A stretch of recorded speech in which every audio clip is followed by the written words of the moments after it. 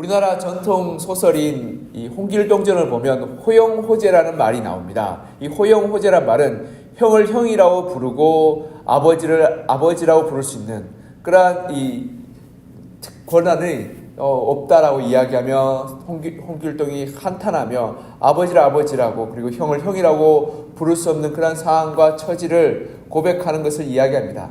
사실 지금 우리가 읽어보면 아버지를 왜 아버지라고 못 부르며 형을 형이라고 왜 못 부르겠습니까?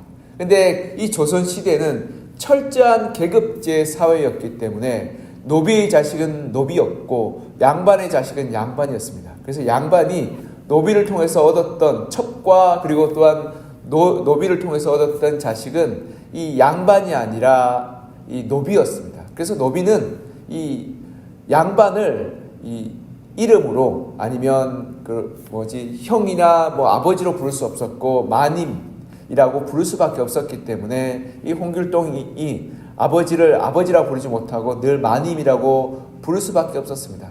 그래서 그 아버지를 아버지라고 형을 형이라고 부를 수 있게 해달라는 이 홍길동의 청은 사실은 그 당시에 그 신분제를 깨부수는 그러한 이 혁명적인 말이었고 또한 그 시대를 근간 흔드는 그러한 이야기였기 때문에 우리가 지금 세대와 그 시대의 상황을 살펴볼 때 큰 간극이 있음을 깨닫게 됩니다. 이처럼 상대방을 어떻게 부르고 어떻게 우리가 그 사람을 고백하느냐에 따라서 그 사람과의 관계성이 달라지게 됨을 우리는 알 수 있습니다. 이 홍길동이 아버지를 아버지라고 부르게 될 때는 이 홍길동과 아버지의 관계가 노비와 상전의 관계가 아니라 부모와 자식의 관계로 바뀌는 것처럼 그 대상을 우리가 올바르게 부를 수 있게 될 때 그때 그 대상과의 관계가 올바르게 세워지게 됨을 볼 수 있습니다. 오늘 본문에 보면 예수님이 제자들에게 너희는 나를 누구라 하느냐라고 묻습니다. 이 물음은 단순히 그냥 신앙 고백이 아니라 하나님과 우리의 관계, 하나님과 제자들의 관계성 속에서 그 관계가 무엇인지를 묻고 있는 것입니다. 누가복음의 이 기록은 이제 9장 18절에 이르러서 클라이막스로 향하고 있습니다. 우리가 누가복음의 6장부터 시작해서 쭉 올라가면서 예수 그리스도가 어떤 분이신지를 누가가 밝히 드러내고 있죠. 6장의 평지 설교를 통해서 예수의 말씀의 위대하심과 또 말씀의 그런 탁월하심을 나타내 보이고 있고요. 그리고 8장에 이르러서는 예수 그 기적 사건, 네 가지의 기적 사건을 통해서 이 천지 만물을 잠잠케 하시는 예수 그리스도, 그리고 귀신을 쫓아내시는 이 권세 있는 자로서의 예수 그리스도, 그리고 병을 고치는 치유자로서의 예수 그리스도, 죽은 자를 살리시는 그 전능하신 하나님의 권능을 가진 자로서의 예수 그리스도가 등장하며 소개되고 있습니다. 그리고 이 9장이 이제 이르러서 12제자를 통해서 예수님의 이름이 선포되고 그리고 그 이름이 만방에 알려짐에 따라서 이 헤롯이 저 사람은 누구인가 라고 묻게 되고 그리고 이 사람이 도대체 누구이길래 이런 일들을 일으키냐라고 궁금하며 질문하게 됩니다. 그리고 그 질문이 오병이어 사건 그 다음으로 이어져서 이제 제자들에게 묻게 되죠. 사람들이 나를 누구라 하느냐라고 물으며 이 이야기를 시작하게 됩니다. 우리 18절 같이 한번 읽어볼까요? 18절 시작. 예수께서 따로 기도하실 때 제자들이 주와 함께 있더니 물어 이르되 무리가 나를 누구라고 하느냐. 아멘. 예수님이 드디어 이제 제자들에게 질문합니다. 무리가 나를 누구라 하느냐. 이 질문은 우리가 9장 7절에서부터 이 9절에 이르는 그 질문과 비슷하죠. 그리고 그 질문에 대한 대답이 어떻게 됩니까? 세례 요한이라고 하고 또한 엘리야라고 하고 또 옛 선지자라고도 합니다. 그 당시에 이 세례 요한이 그 지역을 어마어마한 부흥과 그리고 또 회개의 운동들을 일으켰습니다. 그리고 똑같이 하나님 나라를 선포하는 예수 그리스도를 통해서 세례 요한의 후계자라고 말하며 또 세례 요한의 환생이라 말하며 하나님 나라의 메시지를 전하는 이라고 그들은 여기고 따랐던 것입니다. 그리고 어떤 이들은 병을 고치고 기적적으로 이 사람들을 변화시키는 것을 보면서 엘리야의 환생이라고 보았습니다. 이 이스라엘 사람들에게 엘리야는 굉장히 중요한 의미가 있는데요. 이 메시아를 오시는 그것을 준비하는 이가 바로 엘리야라고 생각했습니다. 그래서 엘리야는 병을 고치고 기적을 일으키며 수많은 이사들을 일으켰던 그 선지자였고 그리고 하나님의 말씀과 하나님의 나라를 선포하였던 사람입니다. 근데 왜 메시아라고 보지 않았냐고 보면 예수님은 말씀을 가르치시고 병을 고치시며 귀신을 쫓아내셨지만 이스라엘 백성들에게 메시아는 다윗과 같은 군대를 이끌고 전쟁에서 승리하며 용맹하고 탁월한 지도자였기 때문에 그렇습니다. 근데 예수님은 한 번도 전쟁을 한 적도 없고 한 번도 싸운 적이 없기 때문에 이스라엘 백성들 사이에서는 저분이 이제 군대 장수와 우리나라 왕을 모시는 엘리야구나 라고 생각했던 것입니다.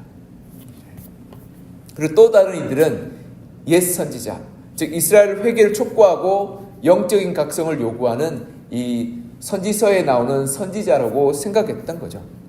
사람들은 각자의 판단과 각자의 요구와 각자의 그런 생각을 따라 예수님이 어떤 분이신지를 이야기하기 시작했습니다. 어떤 이들에게는 병 고치는 은사였고, 어떤 이들에게는 지혜를 가르쳐주는 강연자였으며, 어떤 이들에게는 맛있는 떡을 나누어주는 요리사였습니다. 또 어떤 이들에게는 하나님의 말씀을 깨닫게 하는 일타 강사였죠. 그렇게 예수님을 그렇게 바라봤는데 이 모든 것이 사실은 옳지만 또 틀렸죠. 왜냐하면 예수님은 그렇게 제한되는 분이 아니라 예수님 하나님의 메시아이시고 우리를 구원할 구원자로 오셨기 때문에 그렇습니다. 그래서 예수님은 이 제자들 향해서 물어봅니다. 그러면 너희는 나를 누구라 하느냐? 이게 굉장히 핵심적인 질문이고 누가복음의 주제를 관통하는 주제이기도 합니다. 그러자 베드로가 이렇게 대답하죠. 우리 20절 같이 한번 읽어볼까요? 20절 시작. 예수께서 이르시되 너희는 나를 누구라 하느냐? 베드로가 대답하여 이르되 하나님의 그리스도시니이다 하니 아멘. 누가복음은 이 예수 그리스도를 하나님의 그리스도라고 고백합니다. 하나님의 그리스도란 말은 하나님의 메시아, 즉 하나님의 기름 부음 받은 자라는 의미를 담고 있습니다. 마태는 어떻게 기록하냐면 주는 그리스도시요 살아계신 하나님의 아들이심이니이다 라고 고백합니다. 그리고 마가복음은 주는 그리스도신입니다 라고 고백합니다. 그런데 누가는 하나님의 그리스도십니다 라고 고백하며 이 예수님이 이 하나님의 기름 부음 받은 자로 이 만민에게 그리고 온 인류에게 구원자로 오시는 분이심을 밝히 드러내고 있습니다. 이것이 굉장히 큰 이 누가복음의 강조점이기도 하고요. 누가복음의 핵심을 나타내는 관통하는 말씀이기도 합니다. 대부분 구약에서 기름 부음 받은 자는 사람으로부터 기름 부음 받습니다. 다윗도요 사무엘로부터 기름 부음 받았고 또 대부분 선지자들과 제사장들과 왕들은 다른 선지자들을 통해서 기름 부음 받았습니다. 근데 오늘 본문에 보면 누가는 하나님의 기름 부음 받은 자라고 말하며 예수님의 권위가 하나님으로부터 직접적으로 말미암았음을 고백하며 그 권위와 그 권세와 그 능력이 하나님의 권위와 권세와 능력임을 나타내 보여주고 있는 것입니다. 그래서 이 누가는 이 예수 그리스도가 하나님의 현현이고 그리고 하나님이 이 땅에 오셔서 이 땅을 구원하실 분이심을 밝히 드러내고 있는 것입니다. 이것이 정말 중요한 것이 우리가 예수 그리스도를 하나님이라고 고백하는 순간 그분이 내 삶 가운데 주인이요 내 삶 가운데 내 삶을 다스리는 그러한 하나님으로 고백하고 인정하고 따라야 하기 때문에 그렇습니다. 우리가 하나님을 어떻게 부르는지 예수 그리스도를 누구라고 부르는지가 굉장히 중요한 사건인데 오늘 본문에 보면 하나님의 그리스도시다. 하나님의 기름 부음 받은 자라고 말하며 우리가 그분을 섬기고 따르고 순종해야 마땅함을 가리키고 있는 것입니다. 이것이 하나님을 올바르게 고백하는 방법이고 하나님을 올바르게 바라보는 길인 것입니다. 이 누가복음의 저자는 우리가 예수 그리스도를 하나님으로 고백하며 그 말씀에 적극적으로 그리고 철저하게 순종하고 따르고 쫓아야 함을 말씀하고 있습니다. 상대방을 누구라 부르느냐에 따라서 굉장히 중요합니다. 예전에 저희 큰아이가 대학을 입학하고 나서 과외를 시작했습니다. 우리가 용돈을 잘 안 주는데 차비밖에 주지 않는데 과외를 하니까 이 잉여똥이 생기기 시작했습니다. 그래서 이 큰아이가 동생을 가끔 밥을 사 먹였습니다. 그러니까 어느 순간부터 우리 둘째가 큰아이를 바라보면서 형 밥 사줘, 형 돈 줘라는 말이 자연스럽게 나오기 시작했습니다. 그리고 큰아이가 당황해서 야, 너 나를 지갑으로 아냐? 라고 이야기하는 것을 들었습니다. 제가 그걸 들으면서 우리의 관계가 이렇게 될 수 있구나. 예를 들어 부모님이 자녀들을 향해서 맛있는 거 사 먹이고 옷 입히고 또한 용돈 주면서 잘 쓰라고 이야기하는데 자식이 부모를 향해서 부모님을 공경하고 순종하고 따라하는 것이 마땅하지 않겠습니까? 그런데 때만 되면 돈 주는 분이라고 생각하면 부모를 부모로 여기지 않고 부모를 지갑으로 여기는 일들이 발생하지 않겠습니까? 근데 요즘 점점 가면 갈수록 아이들이 부모를 부모로 여겨서 공경하거나 순종하기보다는 지갑으로 여기는 때가 왕왕 있음을 보게 됩니다. 돈 달라고 할 때만 온갖 아양과 그리고 이 어깨를 주무리고 어떻게 돈을 더 받아낼까를 하다가 돈을 딱 받아내고 나면 입 싹 닫고 돌아서서 못 들은 채 하고 귀가 먹은 채 이렇게 얘기해도 딴짓하고 있는 것을 발견할 때마다 제가 지금 나를 지갑으로 여기나 라는 마음이 들 때가 왕왕 있습니다. 그와 마찬가지로 하나님과 우리 사이도 이와 비슷하지 않겠습니까? 우리가 급하고 우리가 다급하고 우리가 또한 원통함이 있을 때만 하나님 앞에 나와 간절히 하나님 도와달라고 얘기하고 기도하다가 하나님이 말씀해서 이렇게 살아야 된다라고 말할 때는 마치 귀먹은 처럼 못 들은 채하고 모르는 채하고 하나님이 보이지 않는 처럼 생각한다면 우리는 하나님을 지갑으로 여기는 신앙 아니겠습니까? 그리고 내 편할 때 내가 유익할 때만 이 하나님을 구하는 신앙, 그것은 정말 왜곡되고 잘못된 신앙 아니겠습니까? 그래서 예수님은 제자들에게 물으십니다. 너희는 나를 누구라고 부르느냐? 이것이 굉장히 중요한 예수님의 질문이고 우리를 향한 질문인 것입니다. 우리가 하나님을 원통할 때 들어주는 그러한 이 자판기와 같은 그러한 이 대상으로 보는지 아니면 진정 우리가 따르고 순종하고 섬겨야 할 대상으로 보는지가 우리가 한번 고민해 보아야 될 문제가 아닌가 싶습니다. 그래서 우리가 새벽에 나와서 기도할 때마다 나의 원통하고 나의 속상하고 나의 답답한 마음을 하나님께 토로하고 고백하는 것이 마땅하고 그리고 그것이 귀하고 아름답지만 그것만을 하고 돌아가서 하나님의 말씀에 귀맞고 하나님의 그러한 부르심에 우리가 순종하지 않는다면 우리는 단순히 하나님을 지갑으로 여기는 어린아이와 같은 마음으로 살아가는 그런 모습일 것입니다.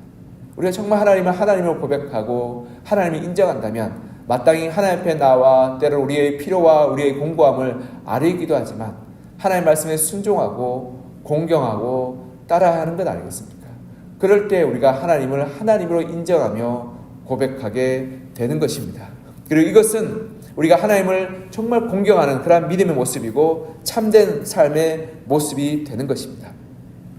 우리가 정말 하나님 앞에 구하고 하나님 앞에 무언가를 바라기 이전에 우리가 하나님을 예수님을 나의 주, 나의 하나님을 고백하고 그리고 그 하나님 앞에 말씀에 따라 순종하며 그 말씀에 귀를 기울이며 나아가게 될 때 하나님과 우리의 관계가 올바르게 맺어지게 되고 그리고 그 순종의 삶이 하나님의 기도의 응답과 역사와 은혜의 자리로 인도하여 주시게 될 것입니다.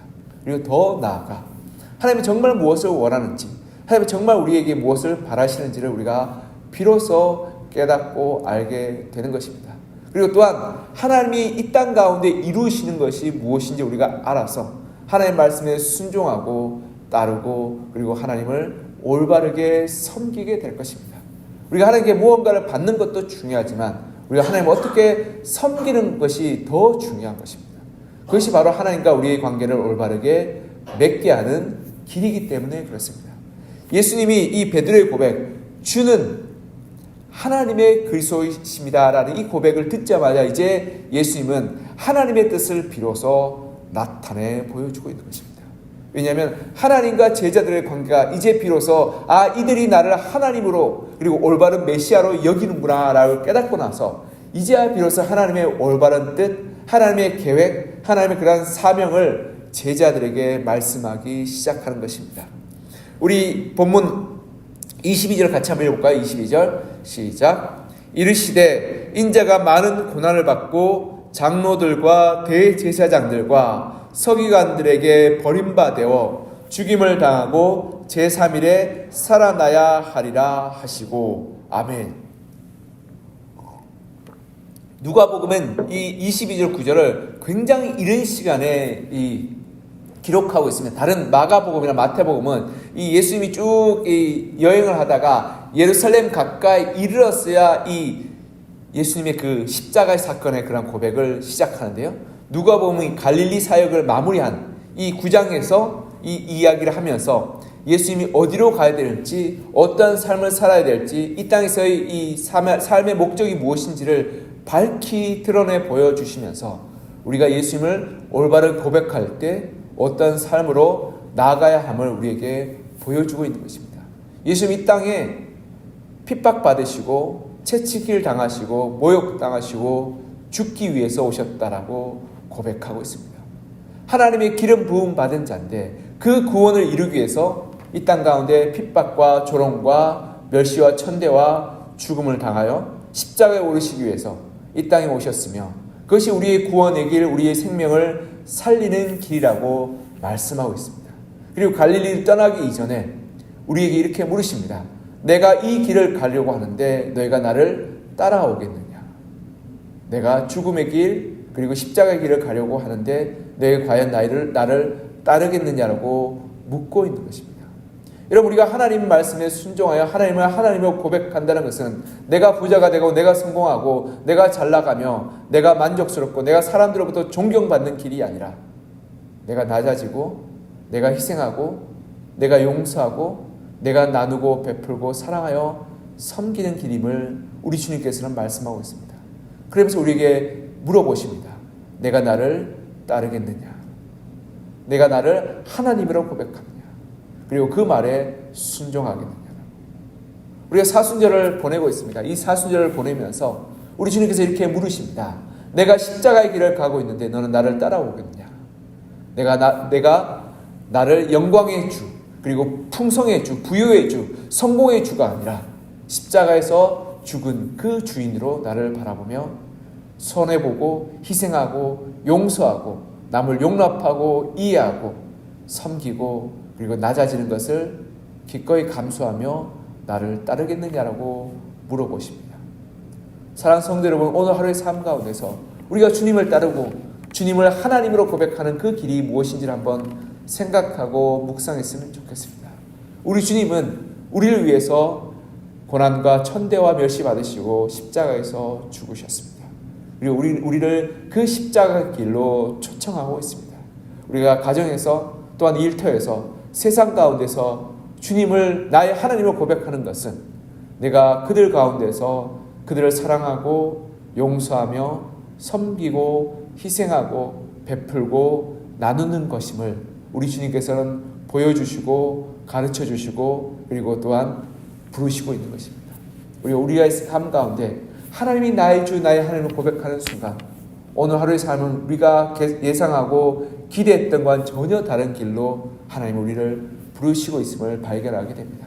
우리 가운데 마음이 힘들고 어렵고 우리의 마음을 속상하게 하는 이들을 용서하고 또한 용납하며 이해하고 또한 우리가 아무도 섬기지 않을 때 그 자리에 나아가서 섬기고 희생하며 그리고 또한 나에 있는 것을 가지고 나누고 베풀고 그리고 다른 이들을 부욕해 하여서 하나님의 십자가와 구원을 이루어가는 삶, 그것이 하나님께서 우리를 부르시는 삶이요 예수님께서 가셨던 길임을 우리에게 말씀하고 있는 것입니다.